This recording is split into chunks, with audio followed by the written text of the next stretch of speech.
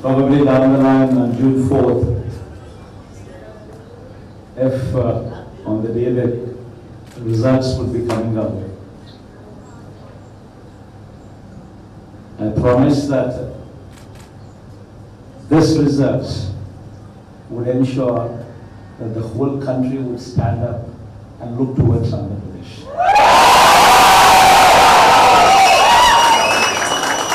In fact, when someone told me last time itself was 151, last time out of 175, 151 itself is a tall number.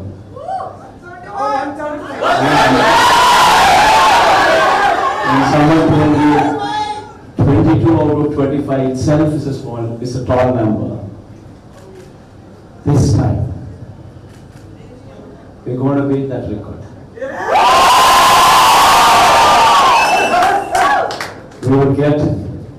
We would surpass 151, we would surpass 20.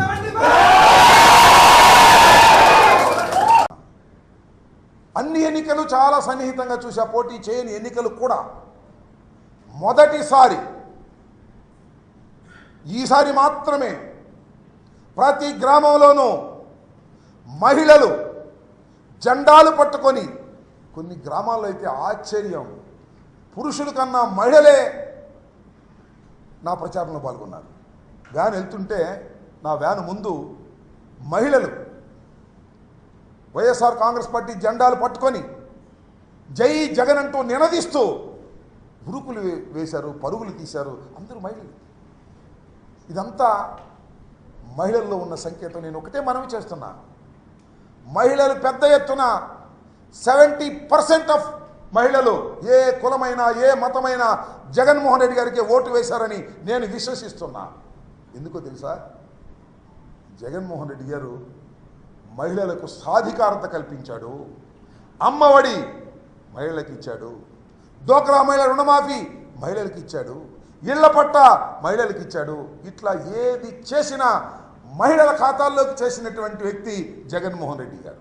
అంటే మహిళలు ఒక ఆర్థిక స్వావలంబన కోసం, ఒక సాధికారత సాధించడం కోసం జగన్మోహన్ రెడ్డి గారు కృషి చేశారు, వారికి ఆ విధంగా సహాయం చేశాడు.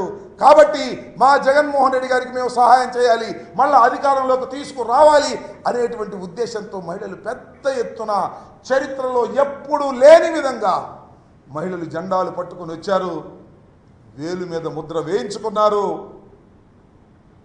ఓటు ఫ్యాను గుర్తుకు వేసి వెళ్ళారు అని నేను పూర్తిగా విశ్వసిస్తున్నా. అది నా మనసుకు తట్టింది ప్రతి చోటకి వెళ్ళినప్పుడే మనవి చేస్తున్నాను. అంత పెద్ద ఎత్తున కానీ విని ఎరుగని రీతిలో ఒక ప్రభుత్వ పాజిటివ్ ఓటు ఇంత పెద్ద ఎత్తున ఉండటం అనేది చరిత్రలో చాలా అరుదైనటువంటి సంఘటన. 5 సంవత్సరాలు పరిపాలన చేసిన తర్వాత నాకు అది జరగలేదు, నాకు ఇది జరగలేదు అనేటువంటి ప్రభుత్వ వ్యతిరేకత ఉంటుంది. కానీ ఈ ప్రభుత్వంలో ప్రభుత్వ వ్యతిరేకతే లేదు. మొత్తం ప్రభుత్వం యొక్క సానుకూలత, మళ్ళా ఈ ప్రభుత్వాన్ని నిలబెట్టుకోవాలి, మళ్ళా జగన్మోహన్ రెడ్డి గారిని రెండవసారి ముఖ్యమంత్రిగా చేయాలి అనేటువంటి తపన తాపత్రయం మాత్రమే ఓటర్లో నాకు కనిపించిందని కూడా ఈ సందర్భంగా మనవి చేస్తున్నాను. అంత పెద్ద ఎత్తున ఓటర్లు పాల్గొన్నందుకు వారందరికీ నా హృదయపూర్వకమైనటువంటి ధన్యవాదాలు వైఎస్ఆర్ కాంగ్రెస్ పార్టీ తరఫున నేను తెలియపరుస్తున్నాను.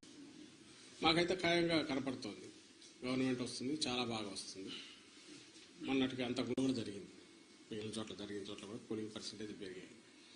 ఓటింగ్ జరిగే శాతాన్ని బట్టి చూసి యాంటీ ఇన్కంబెన్సీ అనుకుందామంటే మీరు గమనించిన జగన్మోహన్ రెడ్డి గారి మీద అంత వ్యతిరేకత పెంచుకుని ఈ వర్గాలు ఏ వర్గాల కోసం అయితే నిలబడినాడు వాళ్ళు రావడానికి అంత ఇది రీజన్ కనపడతా లేదు. వీళ్ళందరూ చంద్రబాబు నాయుడు కానీ ఆయన పార్టీ కానీ పెట్టిన సూపర్ 6 అనే ఇది కానీ లేదా ఆయన అర్జెంటుగా తెచ్చుకోవాలని వాళ్ళ కోరికుందా అని చూద్దామంటే అంతా అటువైపు కనపడలేదు. ఎందుకంటే చంద్రబాబు నాయుడికే తన అజెండా మీద నమ్మకం లేదు. ఆయన సూపర్ 6 గురించి కూడా ప్రచారం చేసుకోవాలి.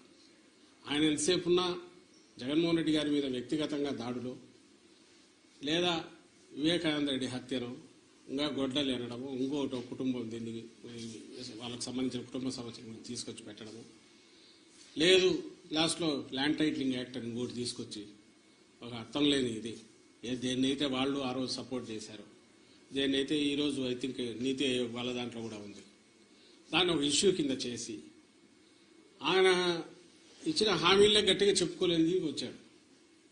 ఎందుకంటే ఆయనకే నమ్మకం లేదు, ఇంతకుముందు కూడా చెప్పాం, అది హామీలను అమలు చేస్తాడే నమ్మకం జనానికి లేదని, ప్రజలకు లేదని, అది ఆయనకు అవగాహన ఉంది కాబట్టి అది వదిలేసి కేవలం వైఎస్ఆర్ కాంగ్రెస్ పార్టీని లేదా వైఎస్ఆర్ కాంగ్రెస్ పార్టీ నాయకులను, అందరికంటే ముఖ్యంగా జగన్మోహన్ రెడ్డి గారిని వ్యక్తిగతంగా దూషిస్తూ మొత్తం వాళ్ళ క్యాంపెయిన్ అంతా దాంట్లో నడిచింది. సో ఆ నేపథ్యంలో ప్రజలు ఆయన ఇచ్చిన హామీల మీద నమ్ముకొని వచ్చింటున్నారనడానికి అది కనపడట్లా. ఉంటే ఆయనే చెప్పేవాడు దాని గురించి, వాళ్ళు దాని గురించి మాట్లాడేవాడు. వేరే మా నాయకుడు ఆయన మొత్తం ఒకే థీమ్ మీద మీరు గమనిస్తే ఈ 5 ఏళ్ల పాటు తాను రాష్ట్ర అభివృద్ధికి సంక్షేమం ద్వారా లేదా మొత్తం డీసెంట్రలైజేషన్ ఆఫ్ పరిపాలన, సుపరిపాలన అందించడం ద్వారా తాను ఏం చేశాడో ఇవే చెప్పాడు. ఇవి కంటిన్యూ కావాలా అనుకుంటే నన్ను దీవించండి అని అడిగాడు. ఈ థీమ్ బలంగా కంటిన్యూస్ జనంలోకి వెళ్తూ వచ్చింది. మేము ఎప్పుడు చెప్తుండేవాళ్ళం కదా, 87% లబ్ధిదారులు ఏదో ఒక రూపంలో బెనిఫిట్ పొందిన వాళ్ళందరూ అవును ఇది నిజం అనుకున్నారు. కరెక్టే కదా, ఇది కంటిన్యూ అయితే మా బతుకుల్లో ఇంకా మెరుగైన మెలుపు వస్తుంది, మేలు మలుపు వస్తుంది, ఇంకా వెలుగు పెరుగుతుంది, కుటుంబం అభివృద్ధి జరుగుతుంది అని వాళ్ళు నమ్మారు. ఏదైతే హోప్ పెట్టుకున్నామో వాళ్ళు ఓన్ చేసుకున్నారు ఈరోజు. అది కనపడుతుంది. అంటే మా దాంట్లో ఇది క్రిస్టల్ క్లియర్గా ఒక వ్యాలిడ్ రీజన్ కనపడుతుంది.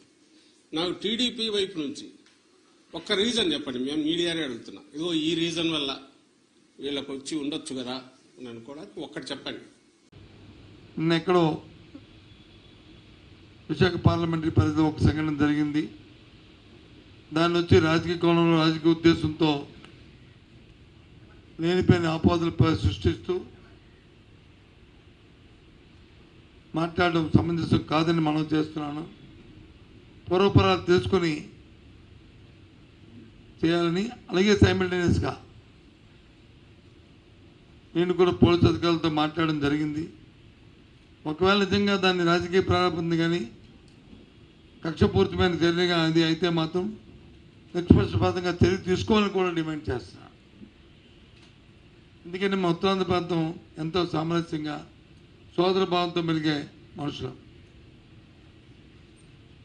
రేపు 9వ తారీఖు నాడు జగన్మోహన్ రెడ్డి ప్రమాణ స్వీకారం చేసిన తర్వాత ఈ ప్రాంత ఎగ్జిక్యూటివ్ క్యాపిటల్గా వస్తూ ఎంతో ప్రపంచ స్థాయిలో ఈ పట్టణం అభివృద్ధి చెందుతున్న నేపథ్యంలో దీన్ని మనం కాపాడుకోవాల్సిన బాధ్యత, ఈ ప్రాంతాన్ని అభివృద్ధి చేసుకున్న బాధ్యత